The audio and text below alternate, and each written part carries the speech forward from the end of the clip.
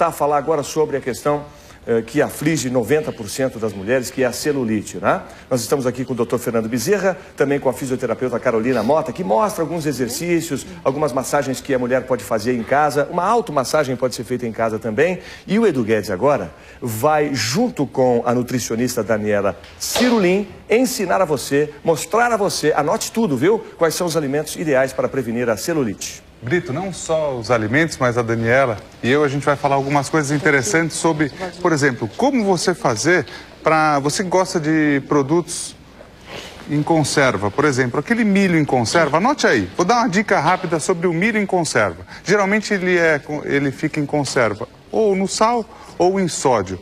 Você lavando bastante esse tipo de alimento em conserva faz com que esse sal, esse sódio saiam dali. E daí, menos sal, menos sódio, menos retenção de líquido, né? Desincha as células de gordura e diminui um pouco a má aparência da celulite. E, Daniela, isso a gente pode encontrar hoje. A gente tem alternativas, por exemplo, de caldos ou de molho de soja também. Que são light, né? Que são light. E é importante a gente... Explica por que a gente tem que procurar produtos com menos sódio. Porque, diferente do que muita gente pensa, o sódio não está só no sal, né? A gente acha, vou diminuir o sal, vou diminuir o sódio. O sódio também está presente nos temperos prontos, conservas, enlatados, embutidos, no molho de soja. E o sódio retém líquido e piora a celulite, piora o processo inflamatório, piora a aparência da celulite. Então, a gente tem que diminuir a ingestão de sódio e também procurar no rótulo dos alimentos, esses alimentos que já têm uma diminuição de sódio na preparação. Aqui, por exemplo, a gente tem bolo. Se a gente procurar um bolo com uma farinha, feito com uma farinha integral, melhora bastante isso? Melhora porque o açúcar refinado, ele acelera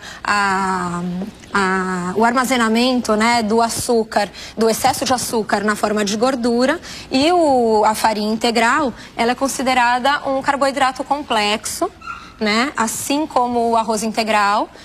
É rica em fibra, então melhora o funcionamento do intestino e elimina a toxina, né? Ajuda na eliminação de toxina. A gente pode assim dizer que hoje, pela tecnologia também, a gente pode procurar alternativas. Sim, bolo. Gente tem... Só recapitulando para você que está em casa, bolo. Tem um bolo normal, você olhando no rótulo, um bolo feito com um grão integral, isso serve para cereais também. As empresas hoje procuram fazer grãos com cereais integrais. O caso do chocolate, a gente pode procurar de repente um chocolate com mais cacau, uma concentração maior de cacau e menos açúcar também? Também, e chocolates à base de soja. Os conservantes, por exemplo, aqui a gente tem milho, pepino. Aquela alternativa da gente lavar serve para todos? Sim, para diminuir, na verdade você não vai eliminar todo o sódio, mas para diminuir o sódio de enlatados e de produtos em conserva, a gente pode enxaguar eles em água antes de ingerir. Agora, muitos desses alimentos têm água, a maioria deles tem água dentro também. Daí você faz o seguinte, muitas vezes só lavar não adianta. O que você faz em casa? E deixar de molho também não adianta, porque vai continuar a concentração naquela água que está ali. Você, se deixar de molho, troca a água 2, 3 vezes, vai sair mais também, né? Isso, como a gente faz no bacalhau. O café, você deu uma alternativa interessante também, que é porque o café, chá preto, chá mate, os refrigerantes à base de cola, eles têm substâncias que são vasoconstritoras, deixam os vasos bem apertadinhos. E aí a circulação acaba causa uma má circulação sanguínea e também uma dificuldade na eliminação de toxina pelo sistema linfático. Então, a alternativa é procurar, por exemplo, café descafeinado. Ah, entendi. Aliás, a Ana estava falando hoje cedo sobre isso, sobre cremes que são à base de vasoconstritores. E aqui o alimento não é bom porque a gente está ingerindo ele e está colocando dentro do nosso corpo. Foi uma dúvida que eu fiquei quando a gente estava lendo a respeito da matéria de hoje, quando teve essa questão da ingestão do café. Hoje, em muitos cremes, em muitos produtos estéticos, a cafeína é usada a favor para poder combater a celulite. Qual que é a diferença de ingerir o café e de usar isso como tópico? É porque a celulite, um dos motivos dela, uma das causas, é a má circulação sanguínea no local, né? Então, se você ingerir a cafeína, vai diminuir o vaso e vai piorar a circulação. O café externo, aí um esteticista, o doutor vai poder explicar melhor. Doutor, qual que é a diferença, por exemplo, da cafeína como substância, como princípio ativo, quando é usada como tópico em algum... Porque a gente sabe que em alguns cremes que são usados em tratamentos, até mesmo durante a drenagem linfática, hoje você tem vários princípios ativos, mas a cafeína é um deles. Qual que é a diferença de usar como tópico? Então, a cafeína é um potente lipolítico, ela se encontra em quase todos os cremes para uso tópico. E, na verdade, assim, quando você toma café, você acelera bastante o metabolismo, de alguma forma. A questão é, não falo tanto do café, eu falo do açúcar que você coloca no café, na verdade.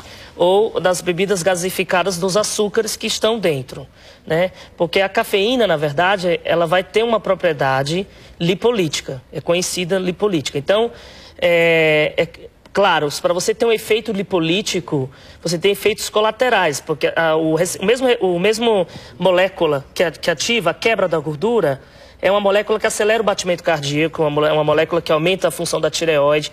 Então tem esses efeitos colaterais. Para se conseguir um efeito, na verdade, local, você teria que tomar muita quantidade e teria efeito colateral. Por isso que é melhor usar como tópico no creme do que ficar fazendo a ingestão de muito café. Com certeza.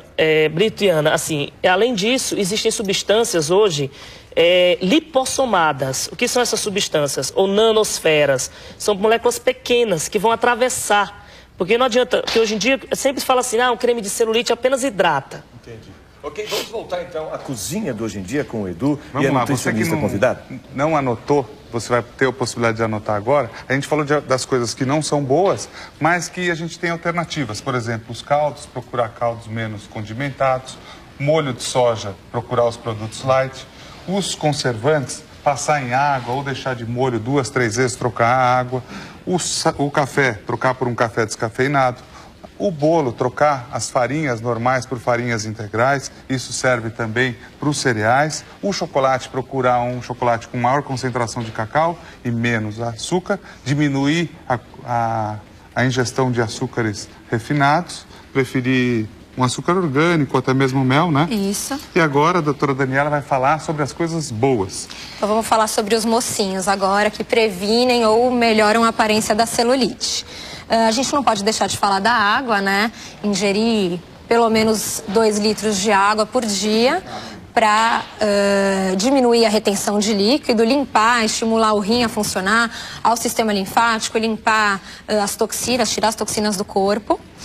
As gorduras, a gente pode trocar a gordura saturada, gordura trans, por gorduras benéficas, né, que tem uma função benéfica no corpo. Por exemplo, o azeite de oliva extra virgem, ele tem função anti-inflamatória, e a celulite também, né, é um processo inflamatório das células de gordura. As frituras do caso, né? Por exemplo, a dona de casa muitas vezes tem dúvida disso. A gente sempre fala, quando você consome uma salada ou algum outro produto, você colocando o azeite frio, não tem problema nenhum. Você não está aquecendo o azeite, não está levando ele numa temperatura muito alta, o que vai fazer bem, né? Exatamente.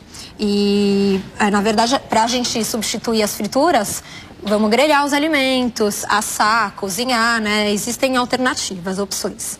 Existem mais opções do que restrições. A aveia também, ela está junto daquela família dos carboidratos complexos, e a aveia ela tem uma substância chamada silício. E o silício ajuda a reorganizar aquelas fibras que ficam, as fibras que ligam a pele aos tecidos internos que ficam repuxadas com o inchaço da célula de gordura e formam as ondulações. A aveia ajuda a reorganizar essas fibras, né? Organizando as fibras, elas ficam aparecem menos ondulações na pele. Os carboidratos complexos, como o arroz integral, o pão integral, são ricas em fibras, ajudam no o funcionamento do intestino, eliminação de toxina. A gente também pode falar sobre os vegetais, né? Os vegetais são ricos em vitaminas, ricos em minerais, e dentre essas vitaminas e minerais existem substâncias antioxidantes. Couve-flor, cenoura, brócolis, também os vegetais de folha escura. Aliás, você falou de uma coisa muito interessante, as mulheres também que estão assistindo a gente agora, muitas vezes as mulheres que têm retenção de água não bebem água achando que vai concentrar mais água. É o contrário, a gente tem que beber água para eliminar a água do nosso corpo. Um outro alimento que é muito bom para a saúde é o peixe. Daqui a pouquinho o Brito vai falar sobre o peixe e daqui a pouquinho também você vai ver uma coisa interessante que é a ginástica.